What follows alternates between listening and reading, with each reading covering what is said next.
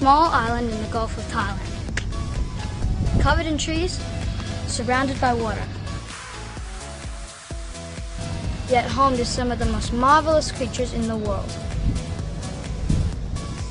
There are lots of people sharing this fragile paradise, working to conserve it, preserve it, and enjoy it. My name is Kailash.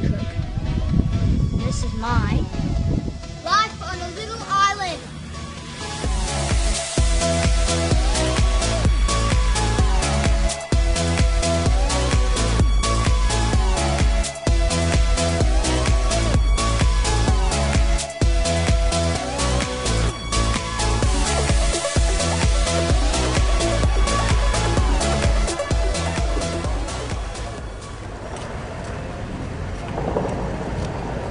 We are heading out to our local artificial reefs today to collect coral fragments and transplant them onto our coral nurseries. Climate change and increasing pressure from more and more visitors to these beautiful shores means it is important we help to restore the biodiversity of Koh Tao's reefs and protect the island for generations to come.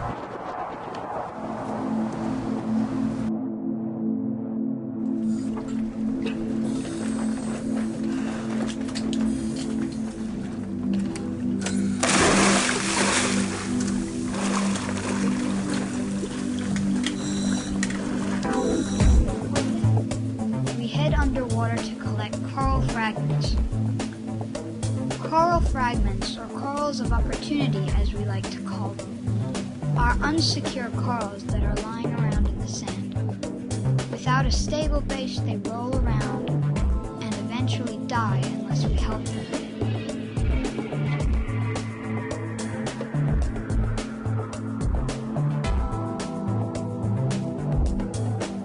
We collect these corals and put them in our tray. Some of them have little symbiotic animals like crabs living with them, and we need to be careful not to disturb them too much.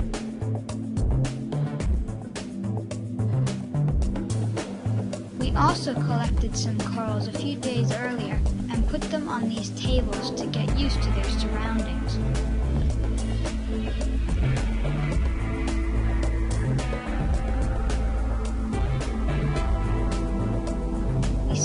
Corals that are suitable for the kind of nurseries that we are planting today.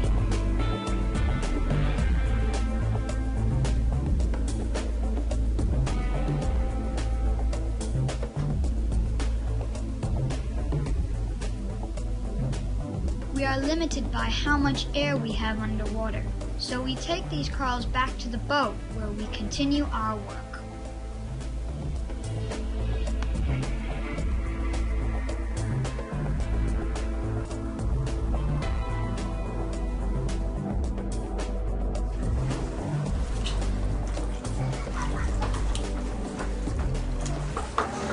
What is this? Some kind of tube coral.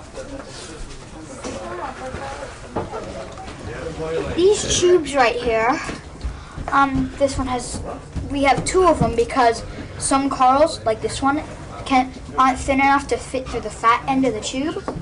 So what we do is we put them in the thinner one, and these are the tubes that will go into these trays, which are behind me right now. So once these corals go in their trays, they will be taken down into the water and placed on the coral nurseries. This is a tray that will sit on top of the nurseries. So what we do, this aquapora, we just stick the tubes into the holes. It's a bit tricky though.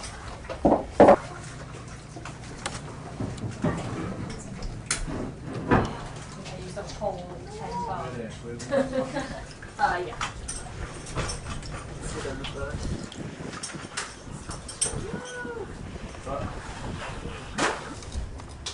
That's all?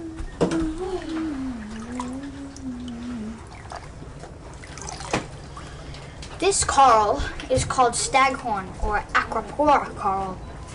And this is what we like the best because, especially here in Mayhad, it's been in 2010 we had a bleaching event and it wiped out most of this coral because coral can't handle hot weather, which is what happened very well. And so all this type of coral got wiped out. There's hardly any in the natural reef right now.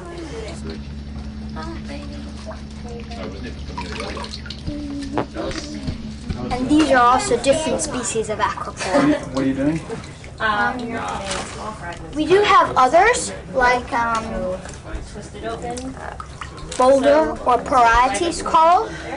And these ones won't go in the tubes. They'll actually go on these. These are called rope nurseries.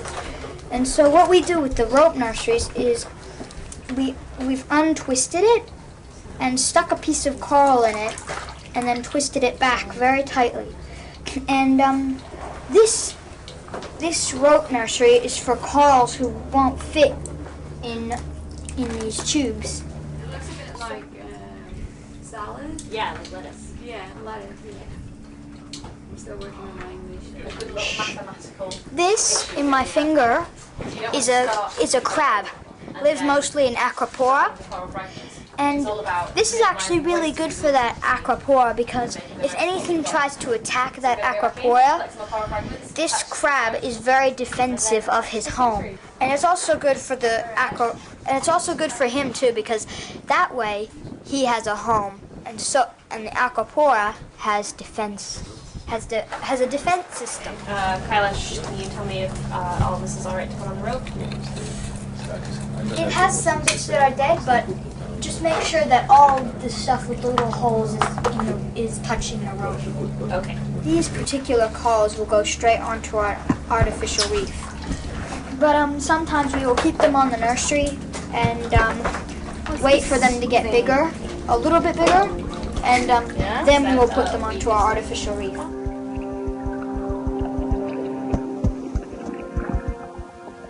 Here, my dad and I are attaching these ropes to the metal structures of our artificial reef.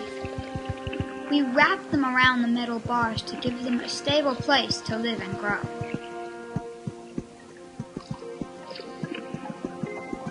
It takes some time and you need to be patient to do it properly and make sure that the ropes are secure. If they are loose, the corals will take many years to effectively establish a base in their new home. If they are secure, the corals will attach themselves quickly and their chance of future growth and development are much greater.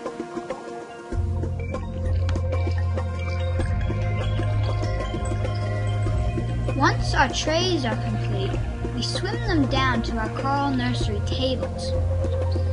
It's hard to control my buoyancy and hold the trays level at the same time, even though I make it look so easy. We place them gently on these metal frames that will keep the corals safe, secure, and out of the sand where they can get enough sunlight to develop into healthy corals.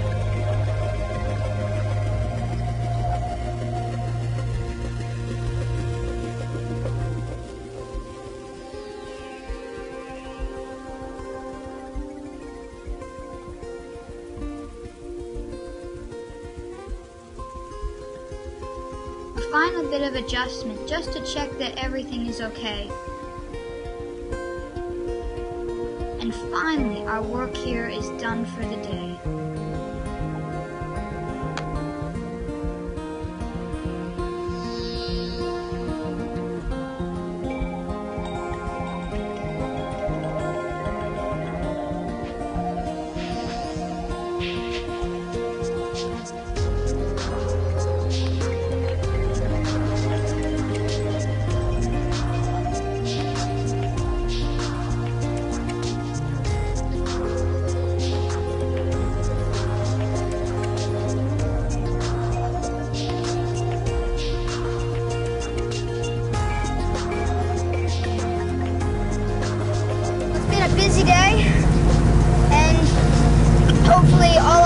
efforts that have gone into these new corals will help them